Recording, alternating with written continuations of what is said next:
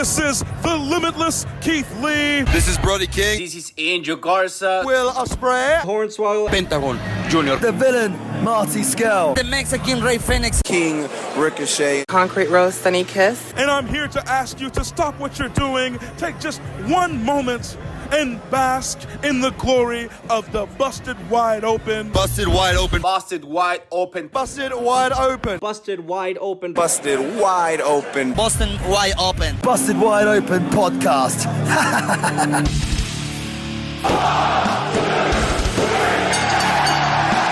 You're listening to the Busted Wide Open podcast, dropping the elbow on the hottest topics in sports entertainment and the world of professional wrestling. With your hosts, Nick Howell and Sir Ian Dangerous. Coming to you from the Orbital Jigsaw Network Arena in sunny Southern California.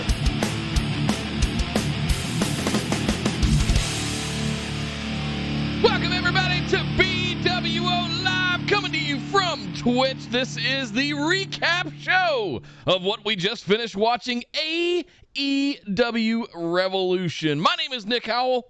What? I'm sorry, Nick. I can't hear you. My ears are ringing from the loudness of that incredibly huge explosion at the end of Revolution. My name is Sir Ian Dangerous, and welcome to the show. That's right. We just watched a pay-per-view in the year 2021 with an exploding barbed wire death match to close out the show, including a ring that was supposed to explode at the end of the show. Did it explode?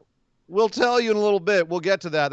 We're gonna go sequentially through the show because my goodness, people are gonna be talking about the finish of that show for a while, for better or for worse, Nick. But before we get into the show, thank you to everyone who was hanging out with us in Discord during the live show. It was awesome chatting with you guys. We were having a lot of fun in there. Thank you to everyone currently hanging out with us on Twitch. It's awesome to see you guys there in the chat. We do appreciate it. Of course, if this is your first time or if you're listening to us later, we do go live after all major pay-per-views to do this show right here on Twitch, as well as our weekly shows on Tuesday nights, 5 p.m. Pacific, 8 p.m. Eastern, and Friday nights at right after Smackdown, around 7:30 Pacific and 10:30 Eastern. Yes. So, Nick, let's do a little more business, and then let's talk about this pay-per-view from AEW. Yeah, on top of that, guys, head over to linktree.com/BWO. That's where you can find all the links to all our things. Just like and share and subscribe. You guys know how to do all of that stuff by now. There's no need to rattle all of this off. Big shout out and thank you again to everybody that hung out with us in Discord and to all of our patrons. Thank you guys very much for all of your support. So much.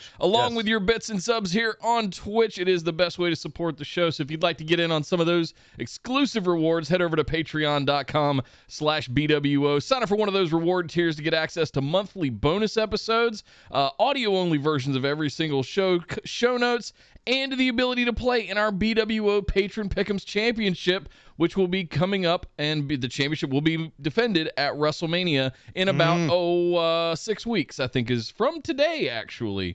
Is about 6 weeks from today. Guys, we're 6 weeks from WrestleMania. So patreon.com/BWO. And if you're listening to this, head over to twitch.tv/BustedWideOpen. Throw in a subscribe or some bits and ask questions that we'll read out right here on the show and answer them for you guys. But Ian, without any further ado, let's head over and break down what just went down on AEW Revolution.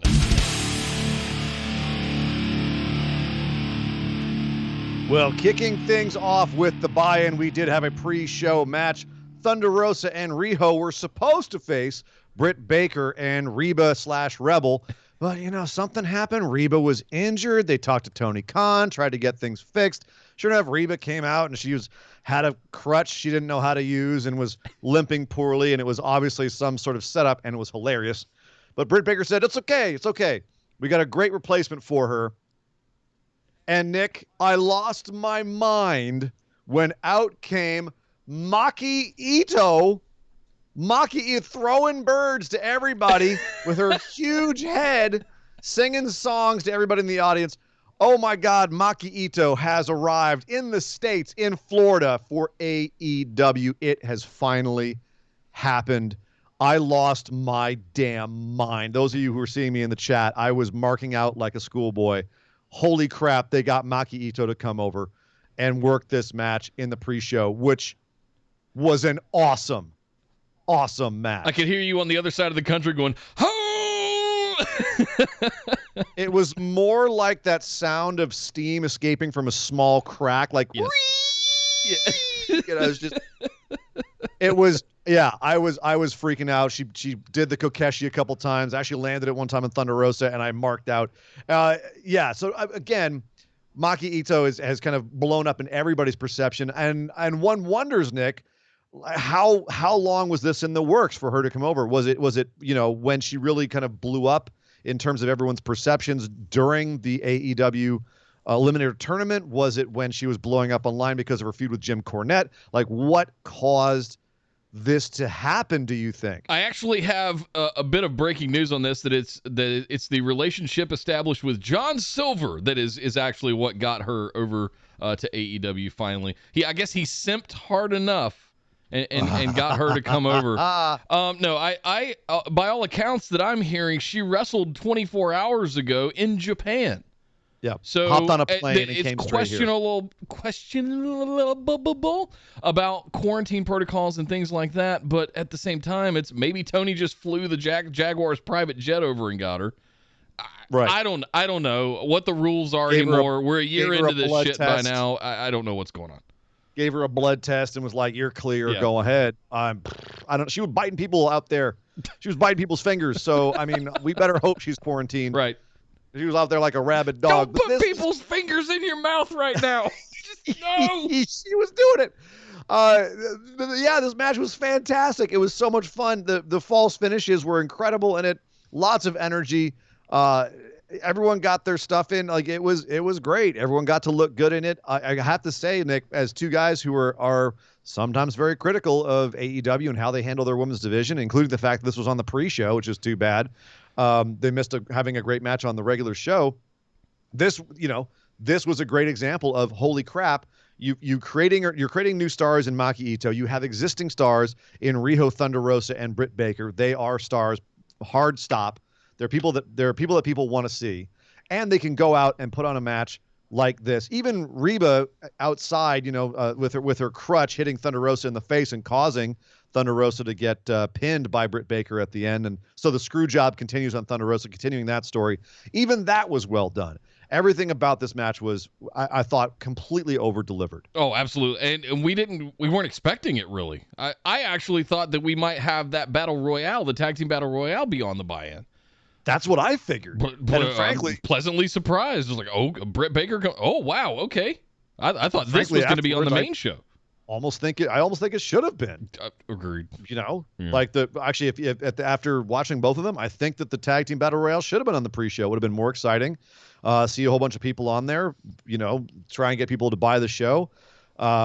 Whereas this, I think, would have made a better spot on the show. Maybe mix things up, because otherwise, it'd been two women's matches in a row on the show. But regardless, totally overperformed. Great match, and awesome to see Maki Ito in AEW. I'm calling it right now. If she's not on BTE this week, burn the entire company to the ground. We riot. Obviously don't know what you're doing. We riot.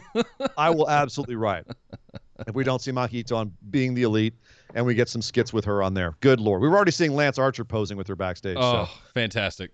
Good Lord. Before we get into the main show, do want to catch up real quick, because we do got some calls to make. Trans Zombie resubscribed with a tier 1 for 5 months. This is BWO for life. Thank you. Yes. Hell yes. 1 month away from that bucket of chicken, Trans Zombie. We'll see you next month to get that coveted bucket of chicken. Thank you very much for the sub. Will James threw in 100 bits, said snakes, sparklers, and a Roman candle or two. And that's all I'll say for now. Yes. We have lots to say as well. Hang tight, folks. We'll get there. Thank you, Will. Brian threw in 100 bits, said, anyone have sparklers? Not Tony Khan. He used all his. Yeah. Thank you, Brian. Kyle threw in 100 bits, said, for a long time I haven't been into AEW for various reasons, but tonight's show finally made me a fan as they closed out with a match of the year candidate for me and 2 killer women's matches. Oh, and Maki freaking Ito. Simp Army Unite.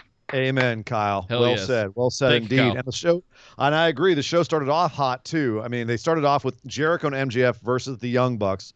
And this match started off good and ended up absolutely fantastic, as their matches usually do. They really know how to structure a match around their strengths. And Jericho just kind of being the being his age and keeping up with these three younger guys was pretty incredible to watch, knowing what he could manage to do and still be fit into this kind of match. So it was a great match. They built up really well too, to be personal, with Jericho and MJF beating up and bloodying Papa Buck, the father of the Young Bucks. It was a great way to lead into this match. It felt hot out the gate. The Bucks were pissed. They came out of the gate really hot. The show started off with a bang as a result, with the heat that they'd built for this match. All around, I thought it was a great call to start the show and a fantastic match.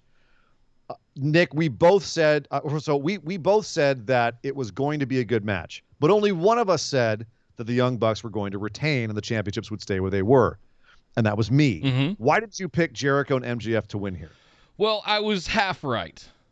They just didn't walk out with the championships, but now I thought they were going to win the championships and it would lead to what we now know we're going to have, which is the Inner Circle War Council.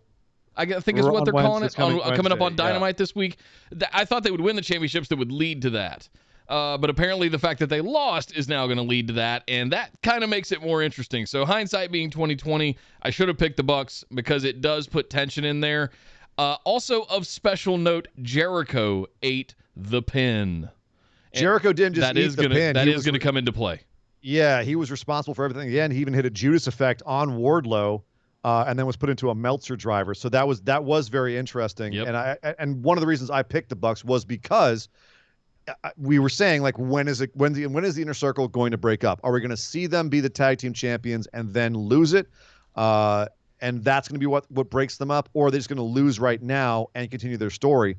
And it does make more sense to have MJF and Jericho fail, and continue their storyline on the side, and the Bucks can go and have tag team championship matches elsewhere, because what's really valuable about the Inner Circle right now is they don't need championships. You can have stories that people can invest in without belts over there in all of their storylines every week in and week out. So I thought that was absolutely the right call to do there. That being said, though, I have to admit, Nick, they got me a few times on those false finishes in this match.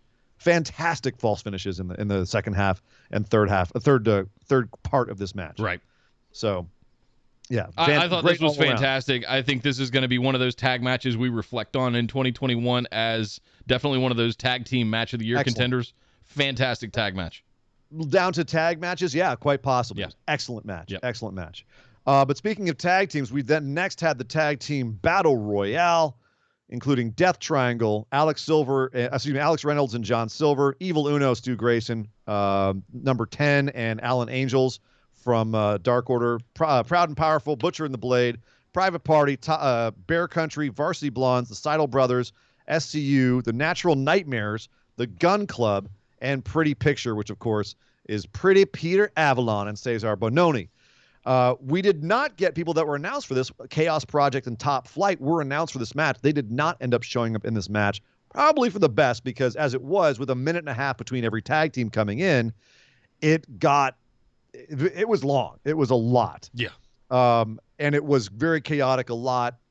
You only had a couple times where there was really any storylines sold here, which meant that sometimes it was just a bunch of chaotic dudes hitting each other and didn't mean a lot. But overall, Nick, did you think this was an entertaining match? Did you have fun watching this from start to finish? Absolutely. You guys know how I feel about tag team wrestling. I thought this was a lot of fun. I don't remember the last time I saw a 30-man battle royale like this of tag teams. Also, special note, I have a new favorite tag team in Bear Country. Those are my boys right there. Oh, man. Big bearded men in singlets. He pile drived a dude onto another dude, and then somebody did it later, and Tony Schiavone called it out and said, "Well, I've never seen that before." I'm like, they literally just did it 20 minutes ago. Well, he didn't see it. He hadn't seen him do it the time before, so it was the first time he technically saw it. He just missed it. But yeah, no, they actually looked great as one of the teams on this that you probably hadn't seen if you don't watch Dark. AEW Dark, they had a great showing. They eliminated a bunch of big people, including I believe they got Luchasaurus out. Luchasaurus got out a lot of the big guys. He got out Cesar Bononi. He got out Griff Garrison, and I'm trying to remember who the third. I remember he got another third big guy. It wasn't Butcher. It wasn't Pillman. Pillman got knocked out I believe by Butcher, but he was knocking out big dudes, but he got taken out by Bear Country. And so that was, I thought, a pretty good look, is making those guys look like they are contenders. And they did look good in this match because they are bigger than a lot of other people in AEW. However, a couple of stories in this match. One, QT Marshall, in trying to eliminate one of his opponents, accidentally eliminated a couple of other members of the Nightmare family. He took out was it the Varsity Blondes he took out the Gun Club. He took out the Gun Club to eliminate someone else, and then Dustin yelled at him. Dustin was like, "What are you doing, dude?" And QT's like, "I'm just trying to win the damn match." Ended up eliminating himself. QT just jumped out of the ring, spat at Dustin Rhodes, and then walked off into the audience on the heel side. Did QT Marshall just turn heel, Nick? I think that might be the story of the whole thing, other than the finish. I think it might. Right? Because we had this whole moment. Because of the way that he eliminated the Guns, there was a dispute between him and Dustin, and he just walks away? Yeah. Oh, okay. Are we leading up to potentially Dustin versus QT Marshall at Double or Nothing? I'll watch that. I'll watch that all that day match. Long. All day long, I'll watch that. That could be really good. It could be, and frankly, they need less people in the Nightmare family anyway, so anytime they want to slice somebody off the side, please do it. Yep. There's too many people. Bit too much going on in there right now. Come on now. The only other kind of big story is SCU was in there, and they did not win, but that doesn't count towards their we break up when we lose a match, because they spent a lot of time on commentary saying, no. They mean singles matches only, guys. So it doesn't matter if they lose here. At which point I went, cool. They're totally not winning here. And indeed, the final four were Jungle Boy, Phoenix, Pac, and John Silver. So yes, all of Death Triangle was in the finals. John Silver got taken out. He took out Pac. John Silver took out Pac and then got taken out himself. We got down to Jungle Boy and Phoenix. And first of all, I didn't know I wanted to see Pac and John Silver fight until they started wrestling, and give me 20 minutes of this. Yes. I want them to go 20 minutes. And then I thought the same thing, Nick, about Jungle Boy and Phoenix. What did you think about the final four and then the final two? I thought How do you think that played out? Hot fire. And I love how they split that off. Two pairings that I didn't know I wanted, put directly into my eye holes. Yes. Phoenix continues to just say, gravity, I don't care. He does a tope. Gravity forgot. He does a double, just runs the ropes to tope suicida, and literally goes over the guy he's trying to hit into the crowd over the barricades. He's making Santos Escobar / King Cuerno look bad with his arrow from the gates of hell. From the mouth of hell. He's the one who's supposed to be doing the huge tope. Phoenix is out here going further and faster than he does. And there was this whole dispute outside with officials, the referees trying to, I think it was Rick Knox that was trying to say, he's out. He went over the rope. And then Aubrey steps in and goes, no, he came through the middle one. And it was a suicida, not a hero. Right. Of course he did. Of course he went through the middle rope. He knows what he's doing. God, that spot, and him and Jungle Boy, I think the two of them would be a magical pairing in an actual match. And then I had the exact same reaction to Silver and Pac. Just, oh my God, two jacked dudes who are also incredibly fast. Throw massive. Like Silver was throwing some massive kicks on Pac, some very Pac-like kicks on Pac, and I sat there and went, okay, they have chemistry. They look good facing each other. More of this. We don't know when it's going to happen because ultimately Phoenix did win. Just happened to outmaneuver Jungle Boy and toss him out. Phoenix and Death Triangle are going to face the tag team champions and the Young Bucks. So that's fantastic news because, dear God, Phoenix and Pac, we've seen Phoenix and Penta versus the Young Bucks, Phoenix and Pac versus the Young Bucks. I'll take that all year long. Absolutely. Put that in my eye holes. Done and done. Yep. Totally good. So all around a fun, entertaining match, lots of chaos and the right ending and some exciting stuff. But they could have traded it out with the pre-show and it would have been fine. Yeah. This would have been absolutely amazing to sort of pull the curtain of sorts on the pre-show. if it wasn't for the fact that I felt like the show overall was kind of like a buffet of wrestling. We had a ladder match. We had a battle royale. We had a women's title match. We had a tag team match. We had a match for people's money. We had all these. We had exploding barbed wire death match. We had a little bit of everything. So in that sense, if you put this on the show, you get your battle royale on the main show as well. So only argument I can see. Let me do some catching up real quick. Esme threw in 1,000 bits saying, I want my chicken back. Thank you. Also loved seeing signs in the crowd tonight. I thought that was amazing. Oh, yes, there were signs. MJF is a mensch. It was a special one that I remember. Just fantastic. There were signs. There were chants. There were people singing. People saying, like, it was loud. It was nice. So refreshing. It was like, oh my God, I heard sounds again that aren't somebody in the back of the WWE control room pushing faders up and down. Yeah. So it was very refreshing. There were "This is awesome" chants that were earned and not just arbitrary. It was yes, good to have it back. Fantastic. Thank you, Esme, for the 1,000 bits. She also, in an attempt to get her chicken back, accidentally, I'm going to assume, gifted 2 Tier 1 subs to J-Dogs and J-Walk. We got a lot of J's in our listener group. Nothing wrong with that. Thank you very much, Esme, for the gift of subs. J-Dog and J-Walk, make sure you thank Esme for your gift of subs. And if you guys enjoy them, make sure you continue them. J. Cobb Thank you, Esme. then gifted a Tier 1 sub to Esme. Nice. Yeah. Thanks, Jacob.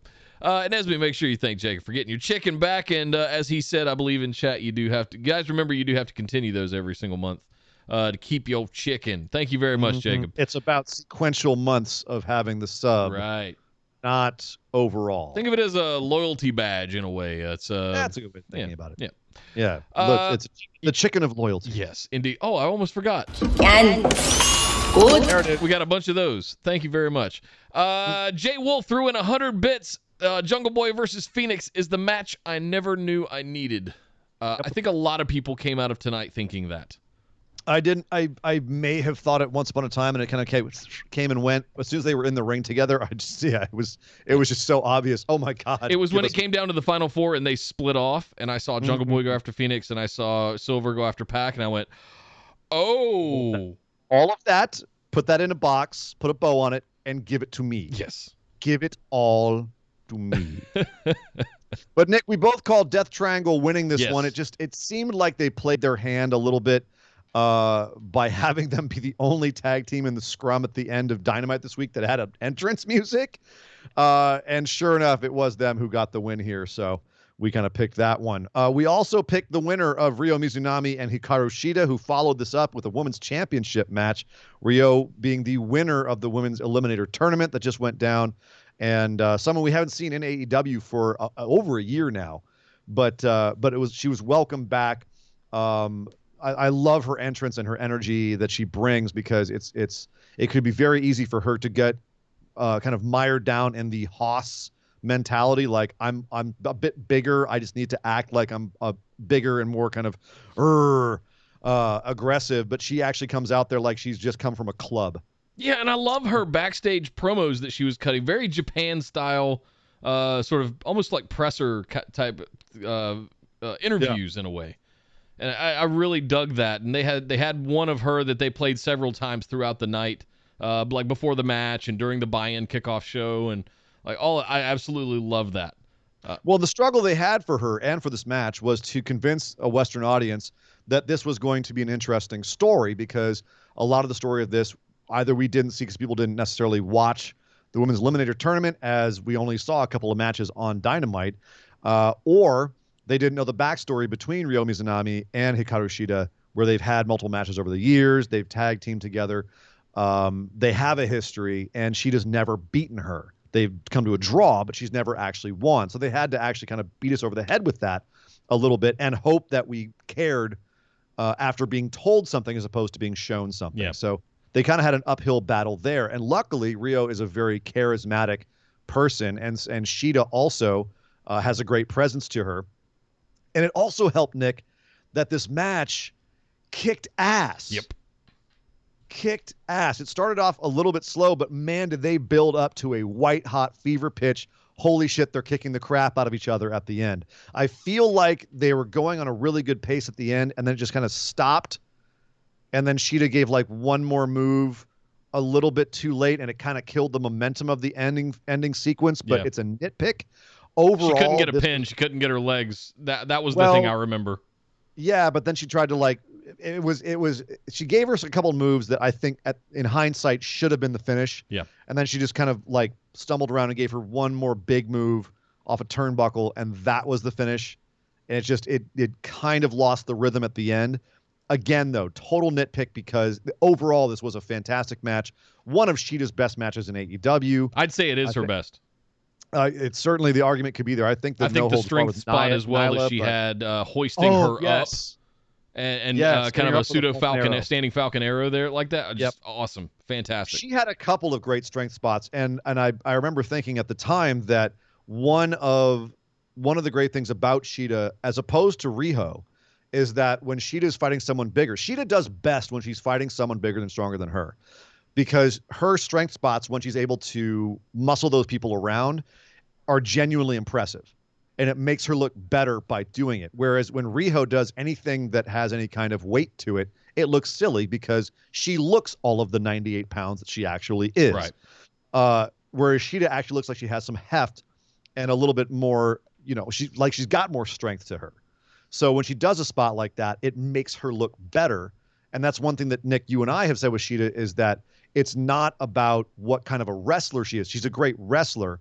It's about how she projects herself, how she portrays herself, that sometimes has a little holes in it. Like at the very end of Dynamite, her segment at Dynamite, where she and Rio start hitting each other with the forearms, and she is smiling the entire time like, aren't we having fun? It was the wrong impression to give, and that's the thing that she sometimes does. Whereas then she comes out and has a match like this and looks like a great fighting champ. If I was coming into AEW cold, I would watch this match and go, damn, their champion's badass. Yeah. And that's what you want. Also want to give a special shout out to Excalibur for calling a lot of the stuff that JR and Tony probably have no idea what is going on in the history of these two. Thankfully, Excalibur was there to fill in gaps and do a lot of the play-by-play, the move call-outs and things like that, as well as citing the history when it was necessary between the two, because we all know he's tapped into that stuff. If you've ever listened to JR on commentary for New Japan, you know that the man needs help when it comes to Japanese wrestling history, because he does not know it. And so Excalibur being there just to help a bit was great. And also the same thing, by the way, in case I don't remember later, the same thing for the Exploding Barbed Wire death match, where basically Excalibur was left to be the only person on commentary calling out, that's not true. Callis did a little bit too, but calling out all of the Onita references in that match. But yeah, this was definitely one where Excalibur shone a lot on commentary. Yeah. Esme threw in 1,000 bits again. Whoa! Again. You? AEW trying to mix that Joshi and Western wrestling, and I'm here for it. I agree. Thank you very much, Esme. It was a nice synthesis of it. Yeah, it was a nice synthesis. It was I was very impressed, very happy. And again, Nick, as two guys who often are down on the AEW women's division, tonight they did 100% fantastic. Nothing but applause for the way that they showed their women's night, except for the fact this match was third. And that was an odd spot to put in a championship match. Yeah, but I mean, but I wouldn't have put it exactly right after Jericho or MJF either. But I like how the one that threw me was they put the two matches after this were Orange Cassidy, Chucky T, and then Matt Hardy and Hangman Page, the big money match. Like, I feel like it should have been below those.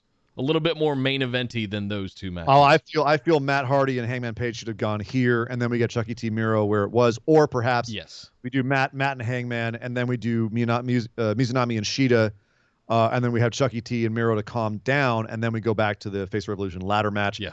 Or just put the women's match right before the ladder match, or right after. Maybe not right after, because it's hard to go to one of these kinds of straight up wrestling matches after that ladder match. But it did seem like an odd place to put a championship match as third on the card. Yeah, I agree. So that to me was a little questionable. But we both saw Shida retaining here, and right now you can kind of see Mizunami perhaps retiring after finally doing the favor for Shida here. But if this is one of her last matches, a great way to go out. Yeah. Kyle Cotton threw in 100 bits, said, I have to say, if this is what AEW had given us in terms of wrestling and personality, include Maki on this, with the Joshi wrestlers instead of Riho, as good as she is, the women would be in a much better place right now in AEW. I'm looking forward to how they grow from this match. I agree, and there's more coming. I feel like Yuka Sakazaki was on her way there as well. Yeah. People were starting to really get behind her a lot because she brought a lot of personality. We had Emi Sakura there for a while, and just it never really got a chance to take off or show her. I thought she had great presence, but they never really gave her a gimmick of sorts. And she also couldn't figure out if she was face or heel, if you recall. Yep. Like she was getting face reactions, but then she was acting face in reaction to it, and then being heelish, and it was confusing the audience. Are we not supposed to cheer her? Yeah. So Emmy was a problem as well.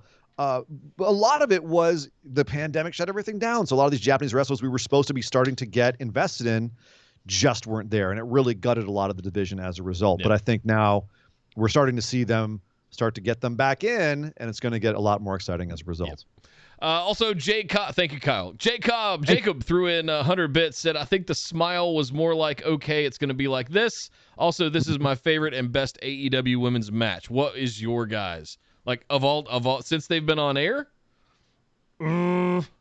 I still say Nyla Riho one where Riho overcame Nyla is one of my favorites because one, we had an audience and they totally bought into the match, and that made the underdog story of Riho overcoming Nyla really work. And that match was fantastically worked by both women. This one has to be up there too. Shida versus Nyla in the no holds barred match was great. I'm thinking of the Thunder Rosa Serena Deeb matches that we've had. Oh yes, that's yes. probably at the top for me right now. That's a fantastic one too. It's a great call, and I feel like we're going to have even more epic ones that are going to become my favorite from the Britt Baker and Thunder Rosa feud. Oh, it's coming. Like those, we're going to get really great ones from those. Yeah. Serena Deeb versus pretty much anyone is my favorite match. Amazing. In AEW for the women. So, next up, we had Orange Cassidy and Chucky T versus Miro and Kip Sabian. And interestingly enough, this match didn't start backstage, but the beatdown did. Miro and Kip Sabian found Orange Cassidy and Chucky T backstage, put Chucky's face through the window in the middle of a door, and then dragged them out to the ring. Miro screaming at Chucky and demanding him to just give up the match. Like, just tell him you give up. We're not even going to have the match. It doesn't have to happen. It can end right now, he said. You don't have to do it. You can just say no. Just say no. Just say no. Just say you don't want to do it anymore. Speaking to the mics, damn it. Come on. Just speak into the mic loudly. Do it. Do it. It's there. Come on. Do it now. Give it to me. And Chucky T said, ring the damn bell. Brilliant. I thought this was a very, very, like they don't do this kind of stuff often enough. We see WWE try to do this where they'll start them in Gorilla, and they'll be giving a backstage either promo or interview or something like that as their music kicks and they walk through the curtain. I love this kind of stuff. I love the way they set it up with the ambush backstage, and instead of them coming out of separate tunnels, they're basically kicking and dragging the opponents out to the ring. I loved this. Absolutely. It was a nice shakeup. It was a nice shakeup for a match like this where it could really easily fade into the background and not make an impression. That was how to make an impression. It was not a long match.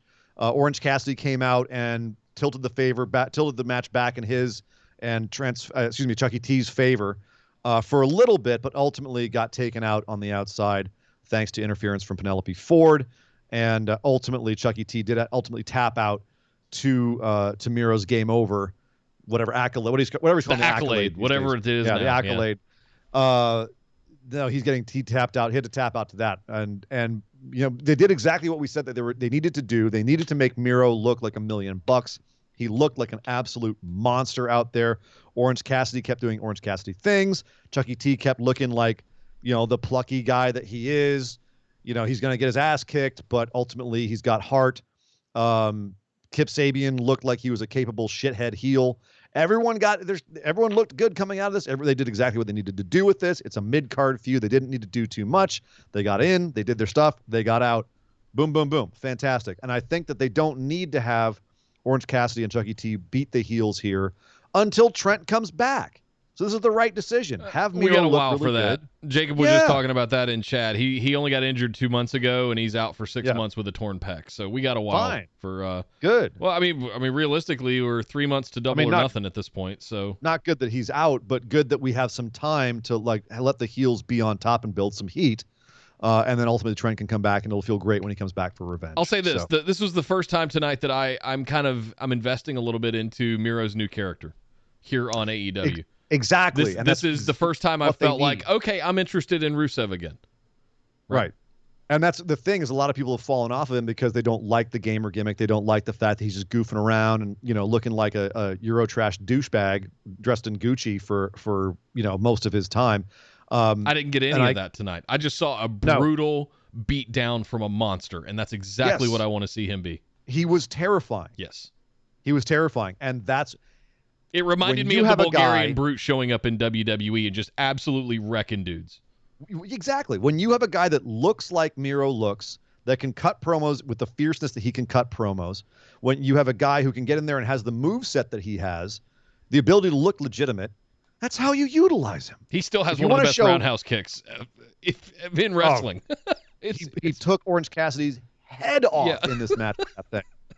The sidekick, he's got a couple of a bunch of great moves, great looking, legitimate looking moves. He is a fantastic wrestler, but again, if you're going to have him touch on his playful side, because he is a really funny guy in real life, if you want to touch on that, you have Nick. A theme that we've had on this show since our inception is the balance between being funny and being serious.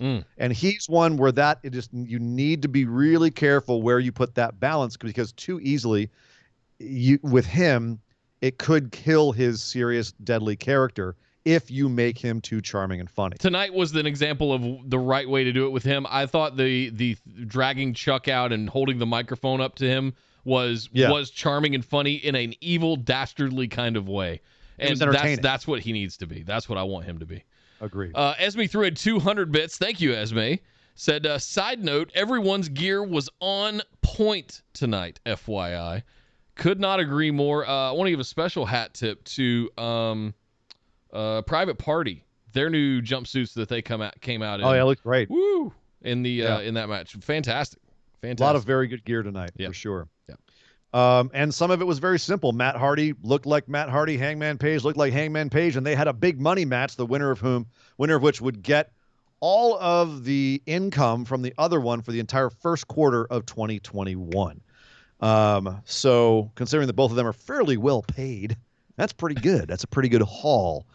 So Hangman Page, of course, did trick Matt into this match, so Matt was coming out pissed, and you knew he had to have a game plan.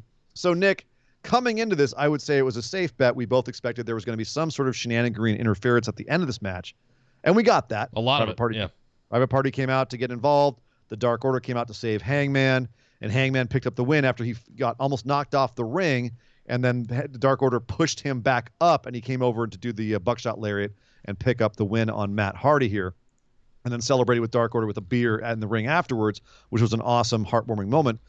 We figured that, Nick. We figured that. We both had Hangman winning. We both thought that was going to be the finish. But did you expect the first 2/3 of this match to be as hard-hitting and stiff and tightly worked as it was? Did you see that coming? No. I expected full-on shenaniganry. I actually thought that this might be a bit of a joke match in a way, in the sense like that a cluster, we wouldn't. Yeah, it would just be interference from the onset. We'd have Dark Order on one side. We'd have all of Matt Hardy's Big Money Matt's goons, his mercenaries, Private Party, and Jack Evans, and all of those folks. I figured it would be just kind of a chaos, and it wasn't. These two beat the absolute shit out of each other, ultimately finishing in a fun spot where Hangman Page had a trust fall into the Dark Order crowd. Yeah. They shove him back up right into the flip over into the buckshot lariat, and just, God, I mean, he clotheslined the shit out of Matt Hardy. Well, as they say, they both laid their shit in this match. Yeah. It was, Hangman was bleeding from the mouth at the end because they were just hitting the crap out of each other. Right. I got to say, I didn't know Matt Hardy had this kind of match in him still. There was a couple of spots where I'm not going to lie, I was not looking forward to the wrestling portion of this match because I thought Hangman was going to wrestle circles around Matt Hardy. And to a certain extent, Matt Hardy did look his age. He did not get in there, and he was not Matt Hardy from 20 years ago because he's not Matt Hardy from 20 years ago. He's figured out a new way to wrestle. It's kind of like Stone Cold once he broke his neck and messed up his knees. He had to figure out a new way to wrestle, and he got it done. That was Matt Hardy in this match. He got in there and got Smash Mouth, and it worked. It freaking worked. He let Hangman go and do all his big moves, his Asai moonsault and everything else. Jumping off the railing on the outside on the mat and giving him an axe handle. So Matt took the punishment in that scenario, but then he got back in there and was just laying it into Hangman, and it made you feel like Matt Hardy was in this. Yeah, completely agree. From that standpoint, big props to Big Money Matt for giving me more than I thought he had in this match. Yeah.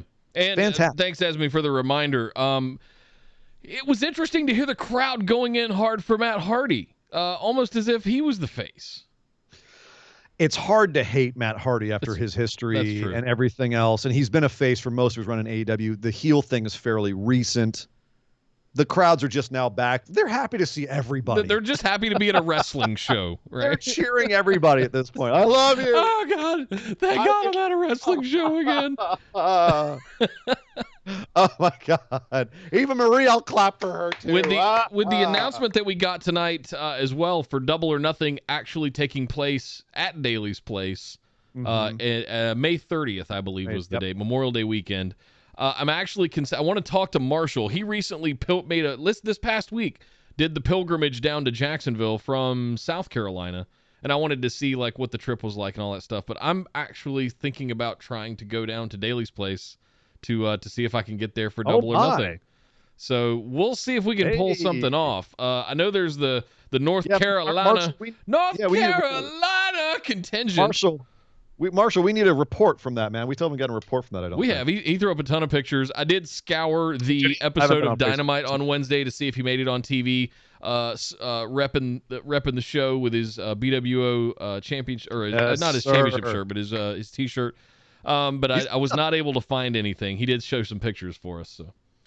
He's not our champion. Not yet. I feel like his time will come. Not yet. He is one of those that is constantly getting in there. But upper mid card. Yeah. Upper mid card. Yeah, yes. yeah. Absolutely. But yeah, this was interesting. I think the things at the end of this are where this really came. First of all, I want to say Dark Order was all over this show tonight. They had a massive showing across so many different vectors that I think that's really good news, because I thought they were going to do some interesting stuff tonight. I didn't expect them to be as involved with the Hangman match, but once we started to see people coming in, Jack Evans sneaking in with stuff like once Dark Order came out for the save, if you will, and getting more involved there, I thought that was a big part of it. But love seeing Dark Order getting more and more love over the last few weeks, especially. Yeah. Jay said, Nick, you have press credentials for AEW. Notify them your... That's a great point. Thank you very much. Thank you, Jay. Thank you, Jay. Thank you.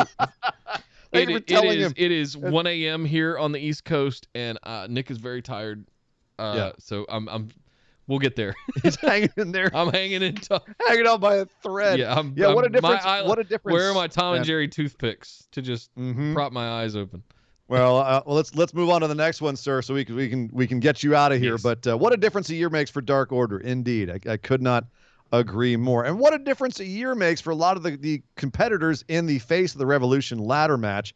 You had Cody, who this time last year, I believe, was just about to become TNT champion in a couple of months. Scorpio Sky, who was still a member of SCU and had kind of gotten a push and then dropped out of it. Lance Archer, who wasn't even in AEW. He showed up later.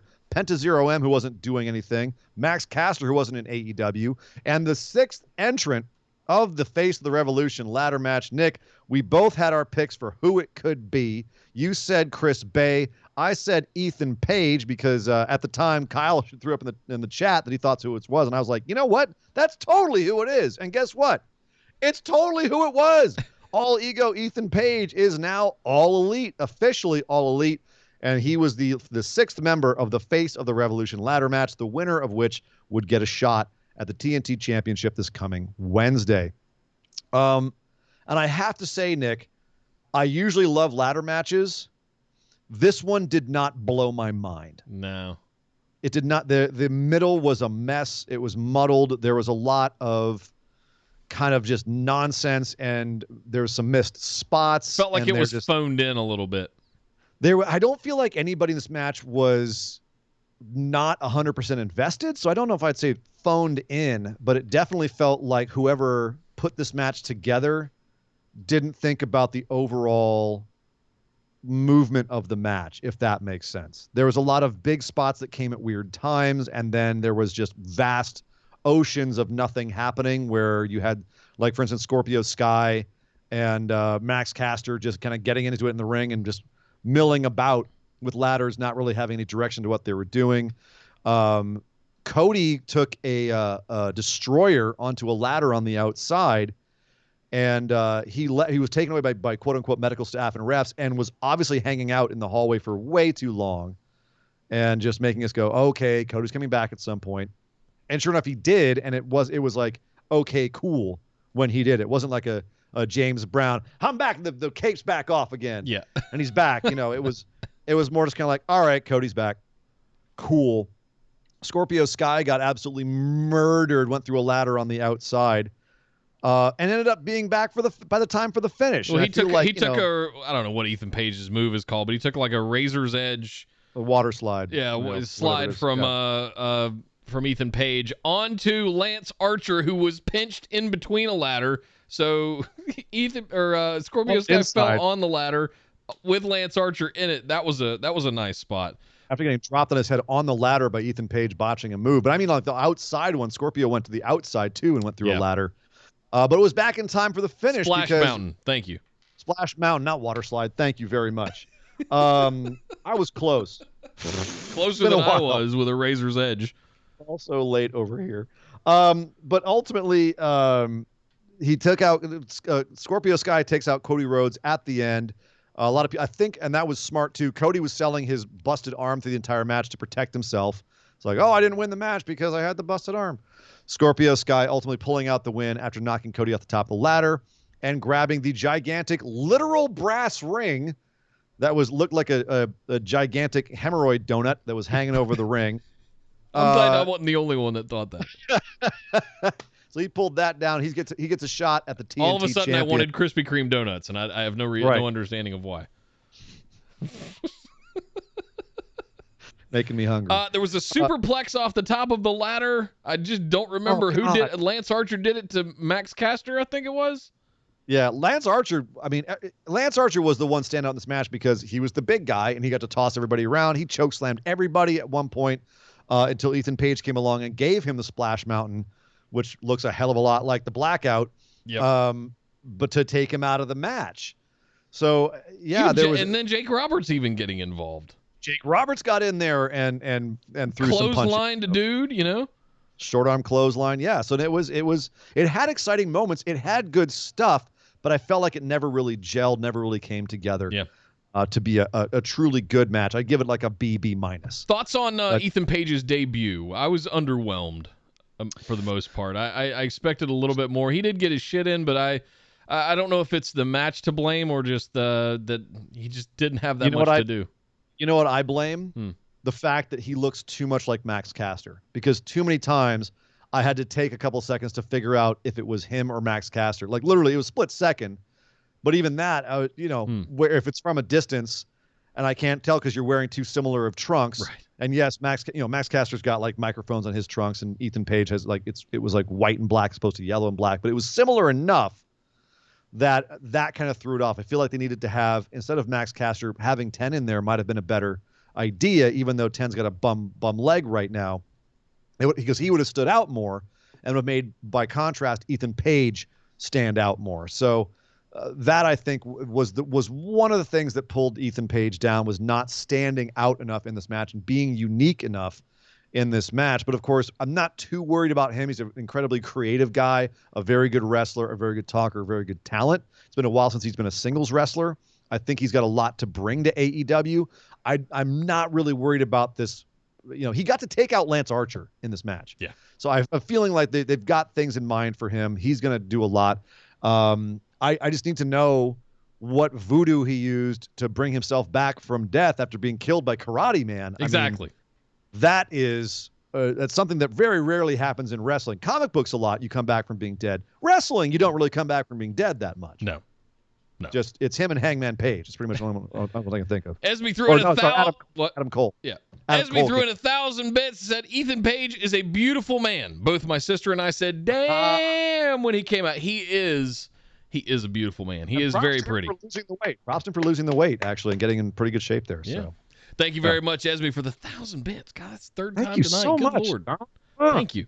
Kyle goodness. threw in 100 bits, said I was about to riot if Cody won that match given the story they were telling and all that. Thankfully, they finally have given Scorpio Sky his first real major win. Him or Ethan were the right choices here. Agreed. Yep, I agree. It was so bad, to your point, Kyle, it's so bad, it never even crossed my mind that they could go with Scorpio Sky here. And I think that's very telling of, it's very indicative of how they've tried to invest the audience into Scorpio Sky and not done a piss poor job of it, frankly. Well, that's actually, that leads me to one question here, because Scorpio Sky was acting very heelish on commentary on Wednesday. Mm-hmm. He was acting very cocky at the end of this match. He did come out of the face tunnel still, but do we see a Scorpio Sky heel turn after losing to Darby on Wednesday? Because he's going to lose to Darby on Wednesday. I don't think he's taking it off to Darby this week. Could we see a heel Scorpio? Would that be a better role for him as opposed to I'm happy to be here guy? I feel like we had the Darby Sting Team Taz blow off tonight that we're going to talk about here in a minute. That it might be the right time to swap it around. I kind of feel like it is. Yeah. I feel like it is. Yep. Thank you guys for Are the we all bits. caught up Appreciate over it. there, sir? Yeah, we're caught up. Good to go. Fantastic, because we also have to catch up on who the special signing for AEW was tonight. That came after the ladder match, and there was lots of speculation, lots of people throwing out their names like RVD, Kurt Angle, Scott Steiner, all kinds of names getting thrown in the hat about who this Hall of Fame worthy star could be that the Big Show was close with. Excuse me, Paul White. There is no more BS. Who he might be bringing in, and who should it be, Nick, but the guy who wants to outwork everybody, Christian, at last, you're on your own. Certainly didn't see this one coming. Christian Cage doing the same entrance he did in TNA, coming out and just signing the countdown from 10, coming out, signing the contract in the middle of the ring. Christian Cage is now all elite, Nick. So we've got multiple goodness. cages and multiple pages. Yes, multiple cages, multiple pages. And it's going to be a very interesting company. So they're who all gonna be goes out in on the stage. Shark Cage in the Brian Cage versus Christian Cage match?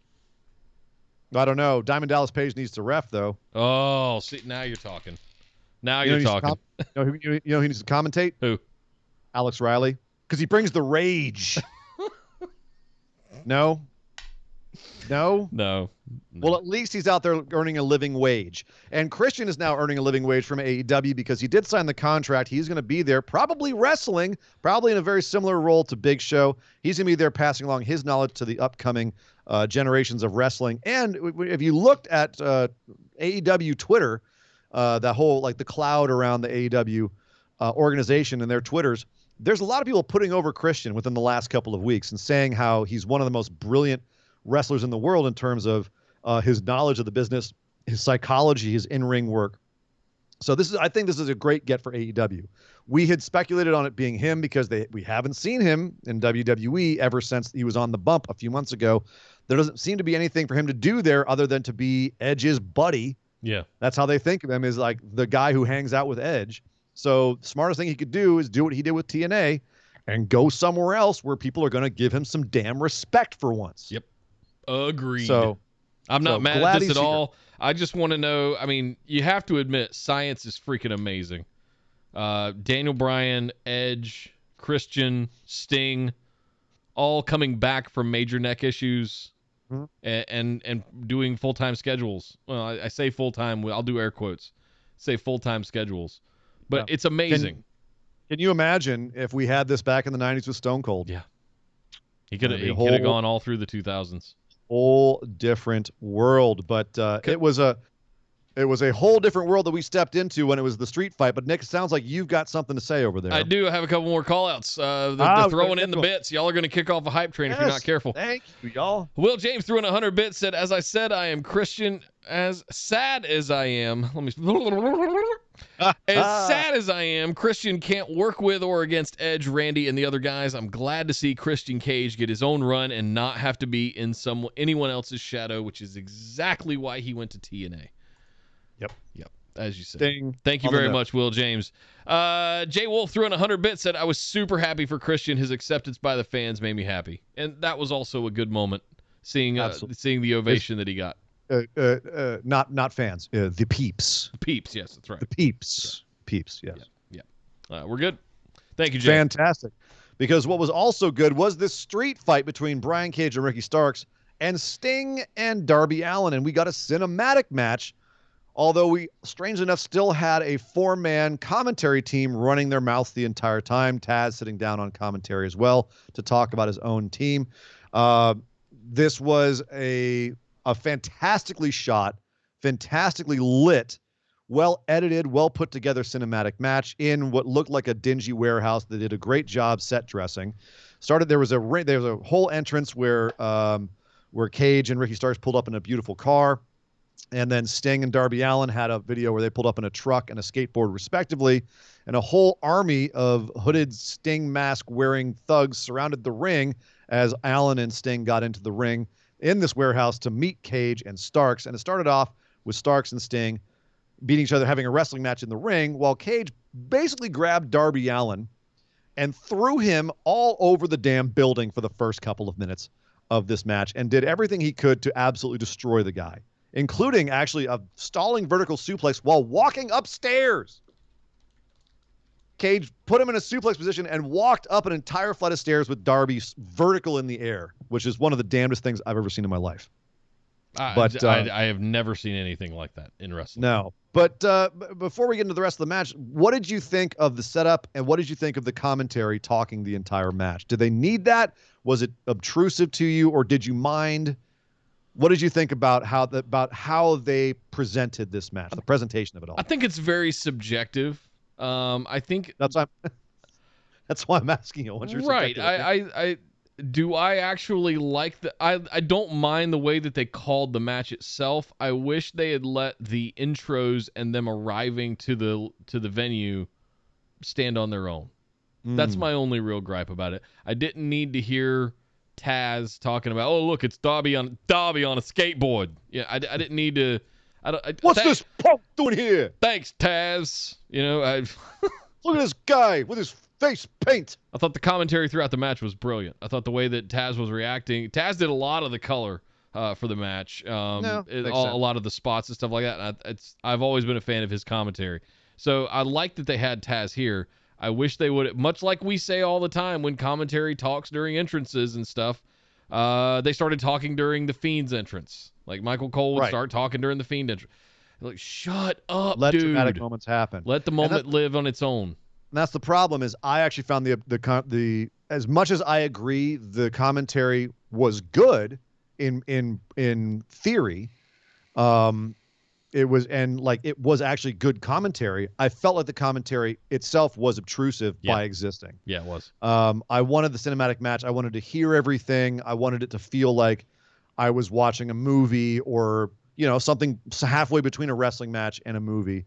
And the commentary, it did feel weird. It felt like it didn't quite juxtapose well with everything else. They didn't have they didn't have the volume of the match itself turned up loud enough, and the commentary was very loud. So we had a moment where Will Hobbs showed up, and him and Brian Cage kind of 1, 2, 3 slung him through a plate glass window Darby propped up against the wall, and all you heard was. And then the commentary going, crank that shit up, dude. Let's mic that up properly. Let's hear that. Make it loud. I want to hear that being twice as loud as the commentary, not the other way around. Yeah, and I feel bad for forgetting this, but someone in our chat and Discord said, I hope they release a version of this match online without commentary. Me too. That was a brilliant call. I agree they should release it that way because I think this was a fantastic match, which considering how much I hated the build for this, Sting and Darby posing and trying to pretend what hoodlums they were. Ooh, Sting's a hoodlum. Ooh. He's out here looking like trying to be the cool dad with his edgy son. I hated the build for this match. The match itself was awesome. And I would love to see it without the obtrusive commentary over it and see which way I like it better in the end. But as you said, yeah, Will Hobbs did get involved with this. Hook even showed up. Shirtless. Kid looks good, man. Yep. He's building a nice physique there. Looking real jacked. Looked legit, gotta say. So a couple of nice big spots in here, big scary spots. I like the fact that they never had at any point that you didn't believe, at least not from where I was sitting, you didn't believe that like Cage would get taken out for that amount of time by any move, or that Darby seemed like he kept coming back from everything, but that's kind of his gimmick, is just the rubber man. And even when at the end, they fight back downstairs and Sting is outnumbered 4-1, and Darby comes back to life from that glass spot and tosses Sting's bat down to him, and Sting just wails on everybody with the bat until he breaks it over Cage's back, throws Cage on a big piece of wood that's spread across this hole in the middle of the room, and Darby jumps out from the second-story window and takes Cage through the floor. Bunch of great stuff in this. And then Sting gets Ricky Starks back into the ring. They go back and forth. We're not quite sure who's going to win until we get the Stinger Splash, Scorpion Death Drop. Sting gets the 1, 2, 3 and beats Ricky Starks. Fantastic. I way overperformed as far as I was concerned. Same here. Two things. One, that Darby third floor spot was just mwah. That's. I wish he would have just done one of his coffin drops, but he kind of like jumped off and rotated into it. Yeah. That See, would have been. I don't want to die. I don't really want to die. Yeah. Coffin drop. Yeah.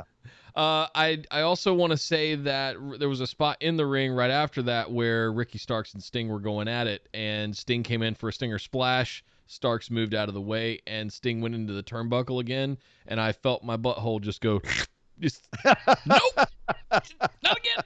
I never want to see Sting go into an unmanned turnbuckle ever again.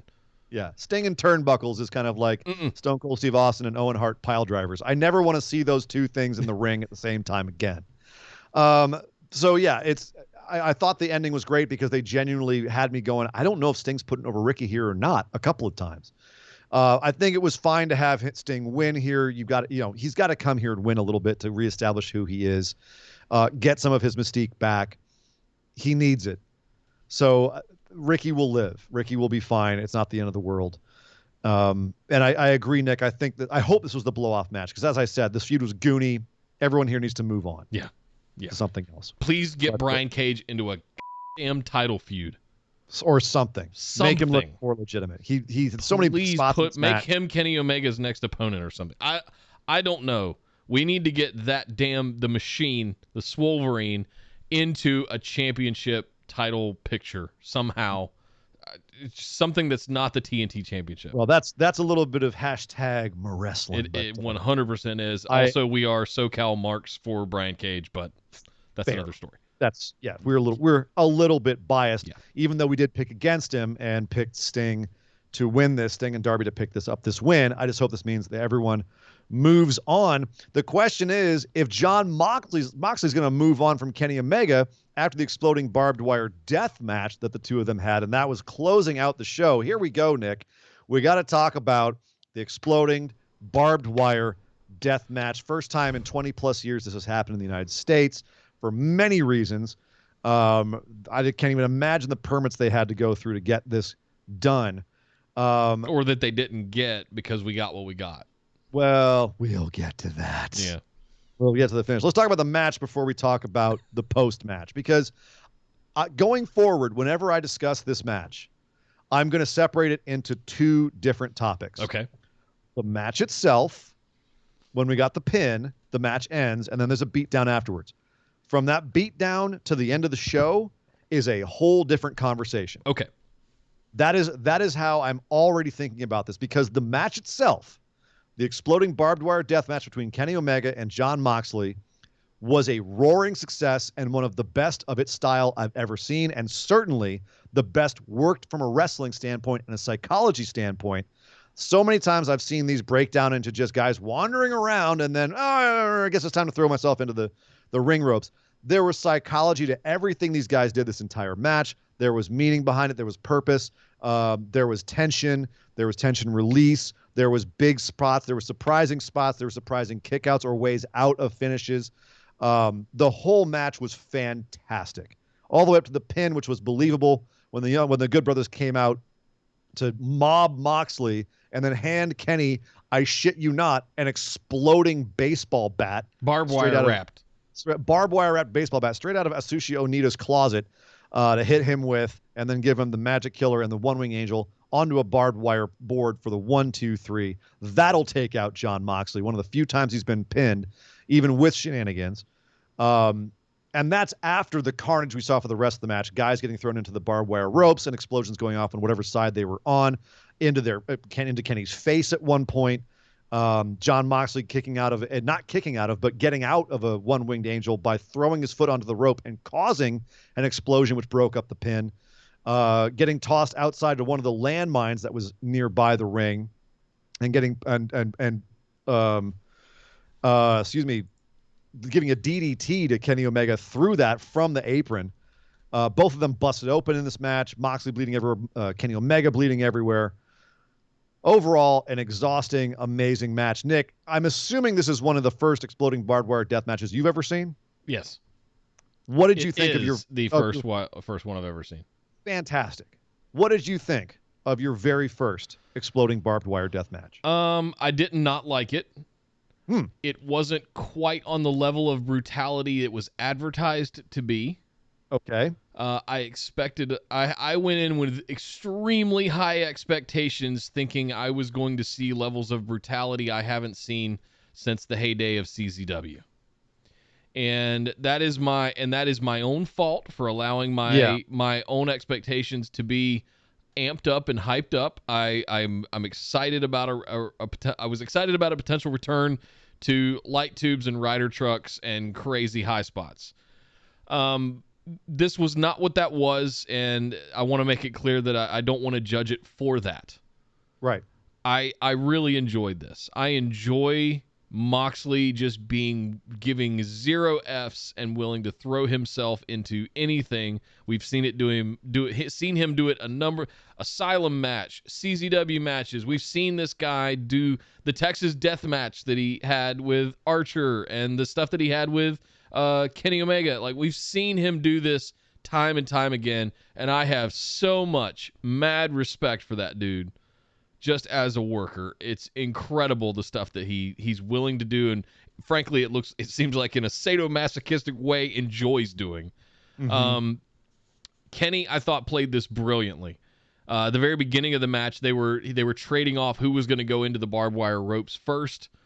I thought I loved how they were no. They just stop right at the classic. Brilliant stuff back and forth like that. The ending I thought was a little abrupt. I feel like it slowed down a little bit. Once Moxley especially, once he went into the barbed wire, it felt like they just kind of they sat there for what seemed like 5 minutes. And it kind of just lulled a little bit. I wanted a little bit more pace to it, but I agree with you. The psychology that played into the psychology of it, and I can't judge it too harshly for that. Was it the match that I had been built to expect? No. Right. Did it deliver? Hell yes. Trust me when I say this is one of the best paced barbed wire death matches I've ever seen. So take that with what you will. I think you were expecting a CZW death match, and I was expecting a mid-90s Japanese Atsushi Onita barbed wire death match, and what those are. And there were so many callbacks to that. To those, and with Moxley's jacket and how he came to the ring and was drinking from a flask. That was tried to. He couldn't get it off at first. Kenny Omega's shirt, he was wearing like a very, very classic 90s looking. That better be on the store. Shirt. It already is. It crashed the website. Poor Esme, I saw was trying to get one. She couldn't. It was I'm a all over beautiful that shirt. Such a cool shirt. But there was a lot of callbacks to that, and it felt like if there's such a thing as wrestling matches covering another wrestling match or another style, right? Like the greatest hits. I felt like they did that.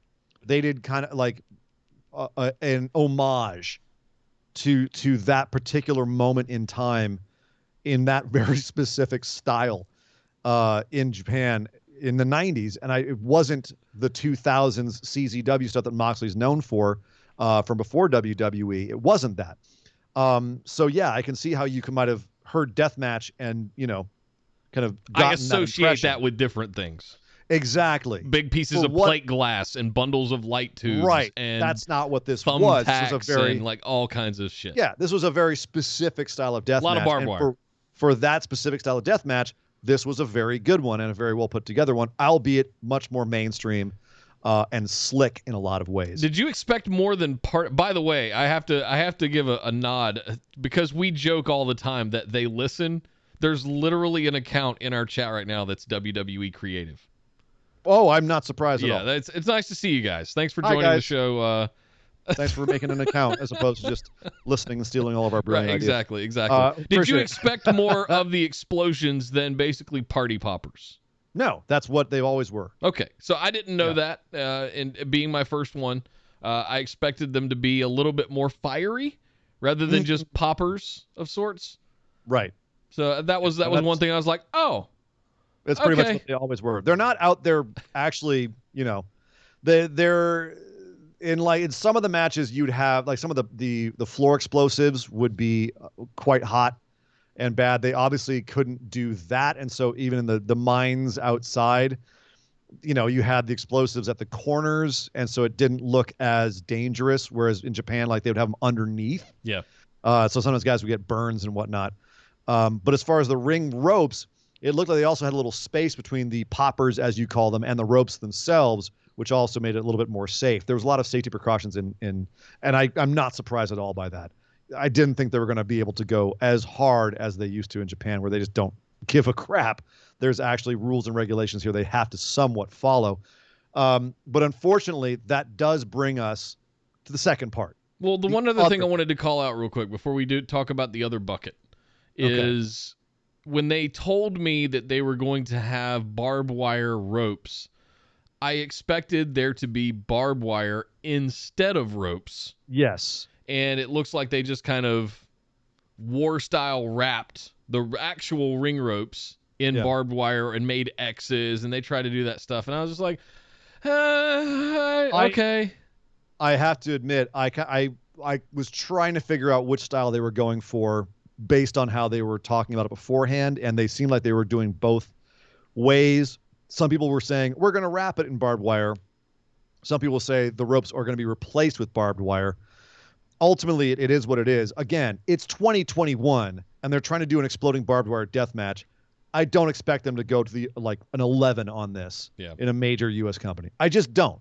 I'm shocked we got what we did, to be honest with you. Same. So I'll leave it at that. Before we talk about the other bucket, let me catch up on call-outs real quick so we can kind of go in clean. Well, and I think some of these call-outs will actually help us transition. I kind of absolutely. Speaking of which, Will James threw in 100 bits and said, "Hi, my name is Sir Ian Transitions." Will's quite a fan of your transitions. Thank you, Will. Thank you, Will.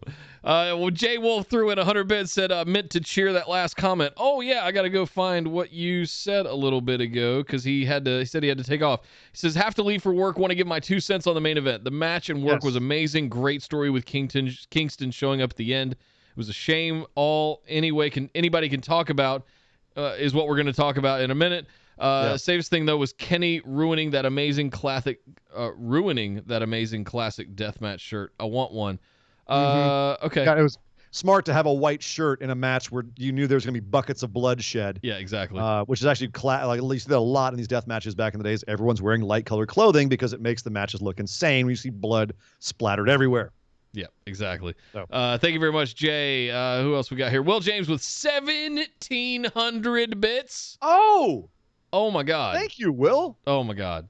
I actually want to save these because the rest of them are about the second bucket. So let's talk about the second bucket. Guys, I will get to the call outs. Please don't hang tight for a minute.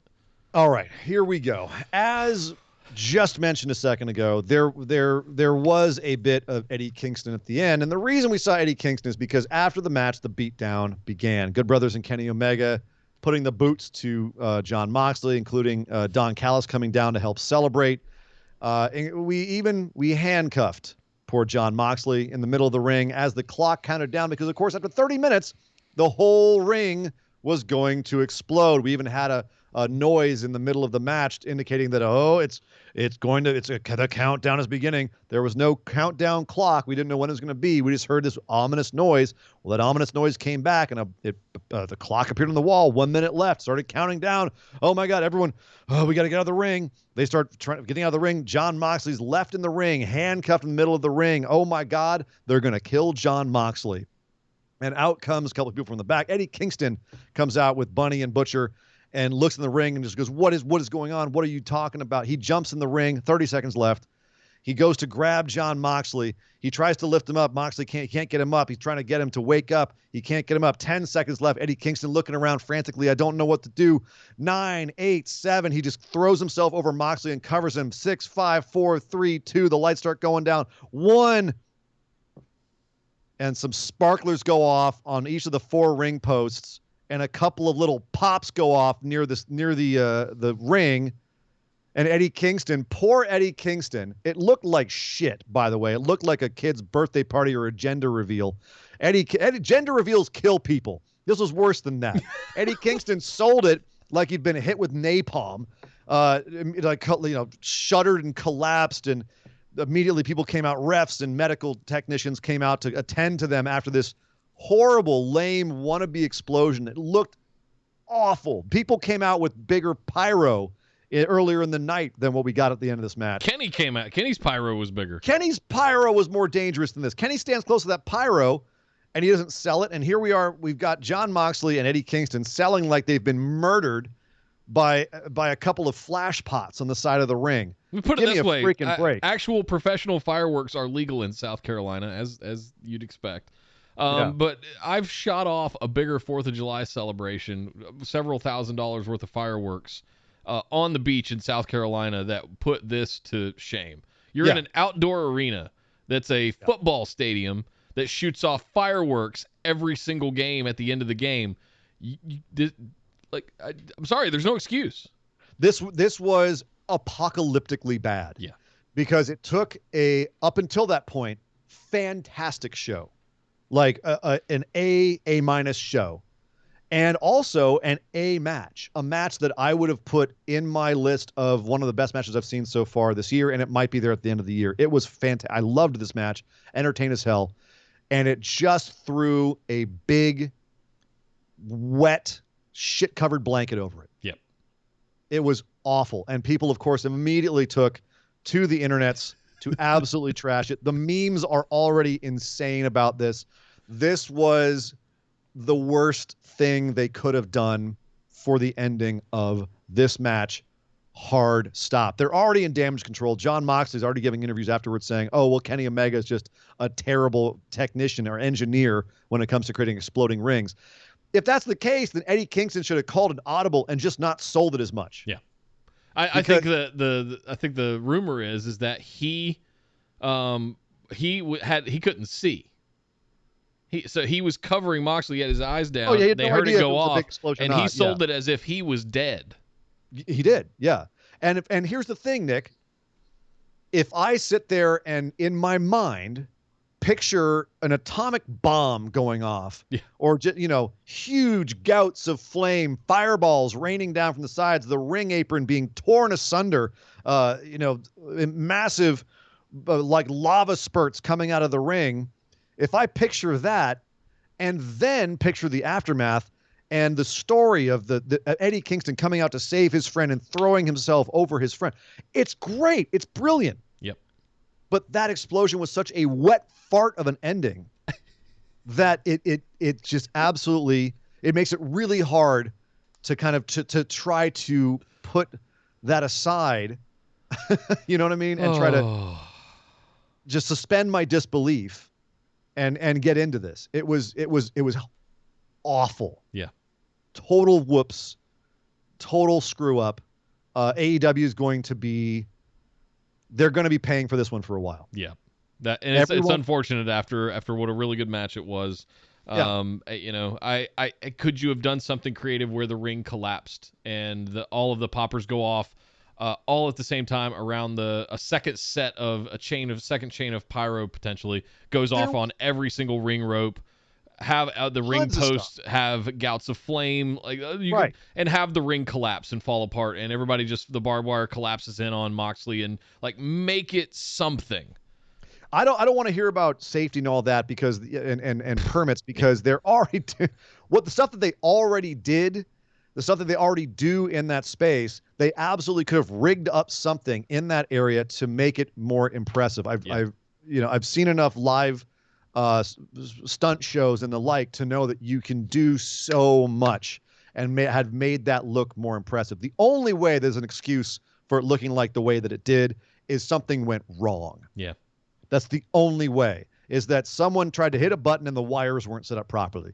It's the only excuse that they have for this. And sadly, it's going to everyone who's crapping on AEW, this is going to give them so much fuel. And it sucks because, again, this was 1% of the show. It was their big finish, but that's what people remember. Yeah. They're not going to look at the rest of the show and go, what a fantastic show. They're going to sit here and go, ha, ha, ha, did you see that explosion at the end of the show? That was stupid. Stupid AEW. You know what I mean? I do. So it's already happening. Twitter's on fire right now. It's an absolute tragedy. Let's do those. What would go to the chat here and see what everyone has to say over there. Lots of them. Will James threw in 1,700 bits.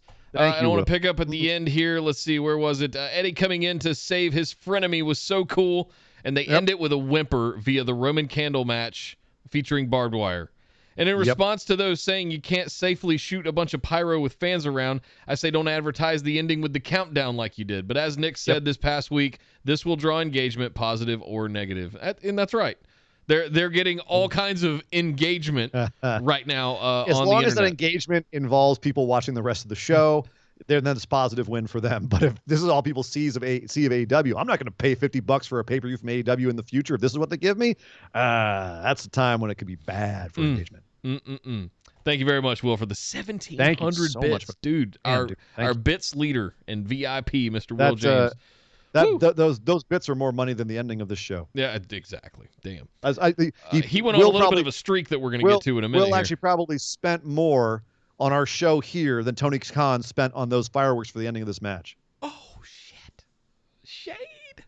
Kyle Cotton threw in 100 bits, said, Marvin the Martian, where's the kaboom? There was supposed to be a giant earth-shattering kaboom. Yeah, and I got vibes. Great reference. It was really good. Thank you, Kyle. I got Jericho Y2J vibes with the countdown clock and everything.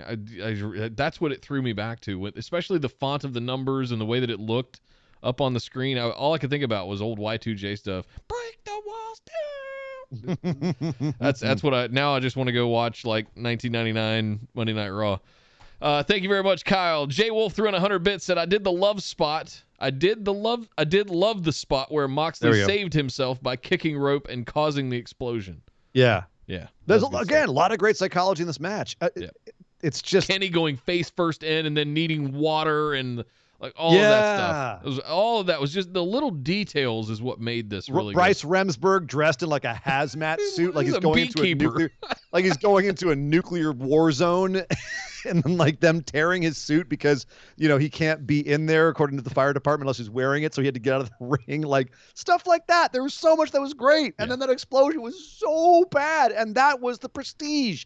That was the big moment at the end of this whole show, at the end of that match they were building up to. And it just cast a pall over everything else. And I don't mean Heyman. What else we got over here, sir? Oh, lots of stuff. Jay, that was the one I just read. Thank you, Jay. Will James went on a bit of a streak here, so bear with me. Thank you very much, Will, by the way. Awesome. Thank you, Will. First 100 bits said they used more pyro on Cody's entrance than they did on the end here. I was just disappointed. Yeah. He followed that up with Jason Pierre-Paul had more pyro at his 4th of July celebration a few years ago. Too soon? And he followed that up with, and the only people around the ring are talent who you can just tell to move to prepare. Right, yeah. Make them run. It's getting out of 10 seconds. Run, get out of here. And then his grand finale, which we're both big fans of Taco Bell, He said Taco Bell causes more pyro in people's bathrooms every night across America than this. All right, I'm done. Damn it, he stole my line. Thank you so much, Will, for all those bits, man. I had a bigger fantastic. explosion this morning after I woke up than we had at the end of this match. Seriously, same. God.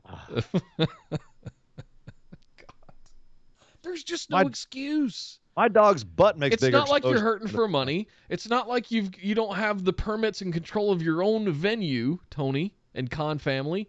You've got professional pyro people that do this on a weekly basis during the football seasons, at least for home games, plus other events and concerts and things that are going. It's not like you're not staged or prepped for any of this kind of stuff.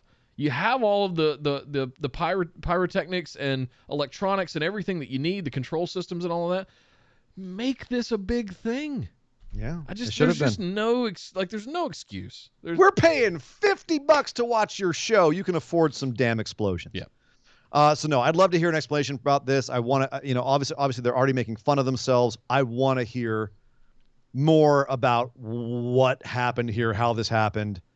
Like I said, I want to see jokes bad. that involve poppers and sparklers on BTE and Dynamite. Be self-deprecating about it. That's how you steer into this and give everybody a good laugh, and we all move on. But if they try to defend it in some way and say, what do you mean you guys didn't like it? It was an exploding. If they do that shit, that will be more pyro than their. Yeah, don't double down on it. Don't double down. Know what you did and steer into it. Have a little fun with it, and everyone will be like, all right. Just they know own the joke. it. Have a good time with it. Always the way. Right. It's always the way. If someone likes the nickname, they won't get the nickname. If they hate the nickname's going to be stuck on them for life. Yep. That's how it works. But again, Nick, a wet fart at the end of what overall was a fantastic show. It really was. Even with JR half losing his voice from the beginning of the show and sounding terrible, it was still a great show overall. Honestly, I don't know how you feel, but it was one of the best AEW pay-per-views I've seen this year. Excuse me, within the last year. We're being rated by Steven Larson with 536 Raiders right now. What is up, Raiders? What's up, guys? Welcome to the show. You're literally 1 minute too late. We just finished talking about the show. We just finished talking about the shitty explosion at the end of AEW Revolution. We're just trying to put our final thoughts on it here. Welcome, Nick, friendos. Overall, welcome, friendos. Welcome, all the friendos. Thank you, guys. And thank you, Steven Larson. Amen. Nick, overall thoughts on the show. Wet fart of an ending aside, what did you think about the pay-per-view as a whole, all of the matches put together? Did you feel like there was a lull? Did you feel like there was any time where you went, oh, okay, I'm tired of this? Or did they keep the energy up the entire time? I think they kept the energy up the entire time. There were a couple of lulls, like a couple of the moments in the ladder match that really, I think the order of the matches could have been arranged a little bit better, could have been booked a little bit, the card could have been organized a little bit better. But other than that, man, I really enjoyed this. I really enjoyed the show overall. I'm looking forward to going back. I love going back and watching pay-per-views again when I'm not as tired as I am right now. And, now that my expectations are settled, I went in with very, very high expectations for this show. And those were mostly met, if not exceeded, to some extent.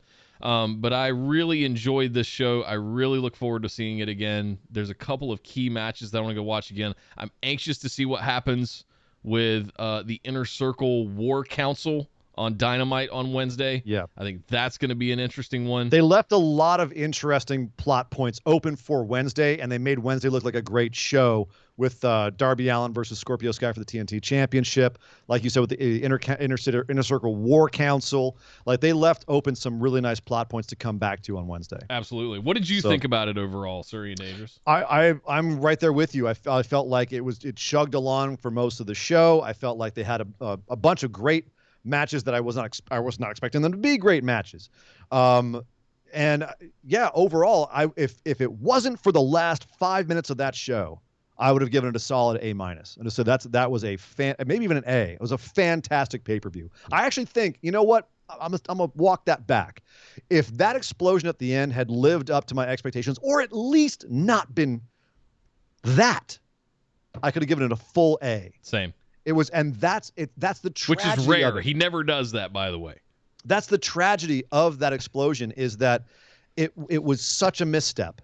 It was such a misstep and such a mistake that's going to be something that taints this show, and I don't want it to. It's the reason why when we were talking about it, I split it into two different parts, the match and the aftermath, because to me, I want to remember that match as being a fantastic match, and then anything after that, okay, it's a separate thing altogether, and I'll put that over in the bin somewhere else. I'm trying to think of another match that's ever happened like this, or even a card that was this good, where something at the very end just failed to deliver on the climax. I would have said WWE Hell in a Cell, Fiend versus Seth, but I don't remember the rest of the show being that good. Yeah, same. I think it was okay, but then as far as the end being a dud, in recent memory at least, that was one that was just, you got to the end and everyone just went, what did you do? Yeah. But Nick, just really quick before we get out of here, favorite match of the show that wasn't Tony Khan versus the Explosion Switchboard. Let's see. It's hard not to pick the exploding barbed wire death match, but I really, man, this might surprise you. It's gonna be the match on the buy-in. Really? The women's tag match. And because I know you're going to pick the exploding barbed wire death match. So I want to pick something different. And I think I was really pleasantly surprised about this. You guys know, since Dynamite's inception, I have pretty much universally been down on the women's division in AEW because they just haven't really gotten their shit together. And they haven't really figured out how to really make that pop, and they haven't given it the time that it frankly deserves. This was one of the first times that I can remember that oh my God, that was amazing. Thunder Rosa's debut with the NWA Women's Championship was a milestone for AEW, and they have really treated it well. And I feel like this match, this is ultimately going to culminate in Thunder Rosa and Britt Baker having what I think might be an amazing feud, an amazing match at Double or Nothing at the end of May.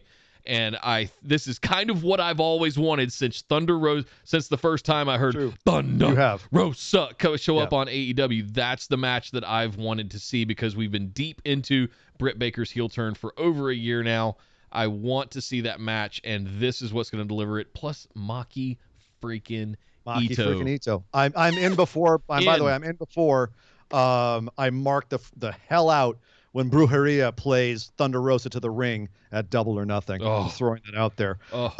Yeah, you hit it on the head. I'm going to pick the exploding barbed wire death match because I already said why I loved it. I thought it was one of the best of its kind that's ever happened in terms of the in-ring psychology and how it was worked. These matches can be just absolute shit shows, and this was not.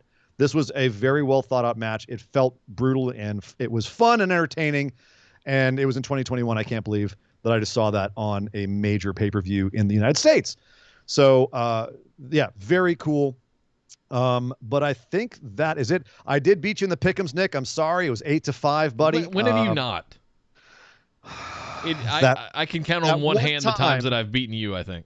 The one time you did beat me was when it mattered most at WrestleMania 2 years ago when we happened to have a little bet going with our boys, Steven Larson. Oh, no, you didn't. and you happened to beat everybody at WrestleMania. That was the year you came through for this show. That's true. And beat me. But that's very true, Nick. Aside from that, that's why we don't bet anything. It just wouldn't be fun. No, takes all the fun out of it when you bet. Yeah. What? Real bets. Oh, yeah. We have to. No, it would be a lot of fun if it was actually like a fair fight. But that's true. That's true. That's true. Sorry, buddy.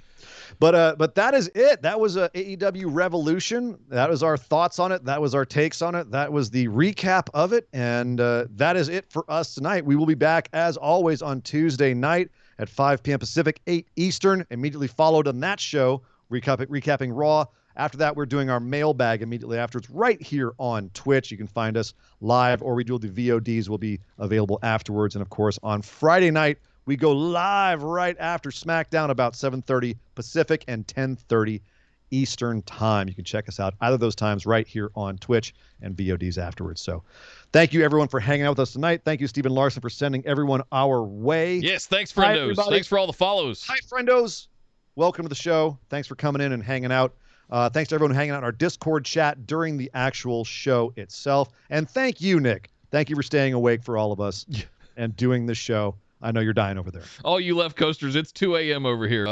I've still got to edit this thing and get it posted. So, well, I haven't had my dinner, so life's tough. Well, by God. Okay. Shout out to all the friendos. Shout out to Steven Larson. Thank you guys for the amazing raid. Sorry, be sure and go back and watch the actual show, not just the part where we were complaining about the party poppers at the end. But yes, linktree.com/BWO is where you can find all the links to all of our things.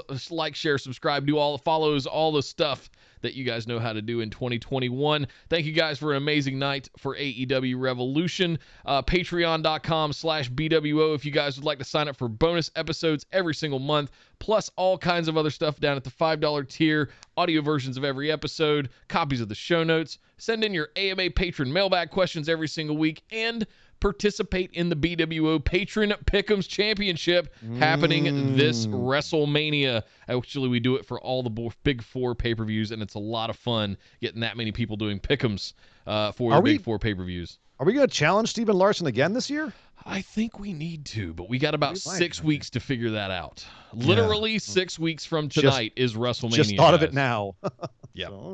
It's going to be a good time. We'll have to figure out what the stipulations are going to be with the boys.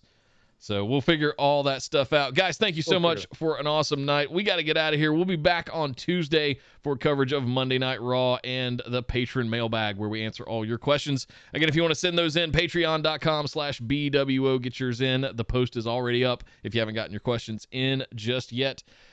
And we're out of here. Thank you guys very much. My name is Nick Howell. You can find me on Twitter at DataCenterDude. And I am Sir Ian Dangerous. You can find me on Twitter at Sir Ian Dangerous. But by God! Would somebody stop the damn match? This show is part of the Orbital Jigsaw Network. For more episodes, subscribe to us on iTunes, Google Play, or Stitcher Radio. For details and show notes from each episode, check us out, orbitaljigsaw.com.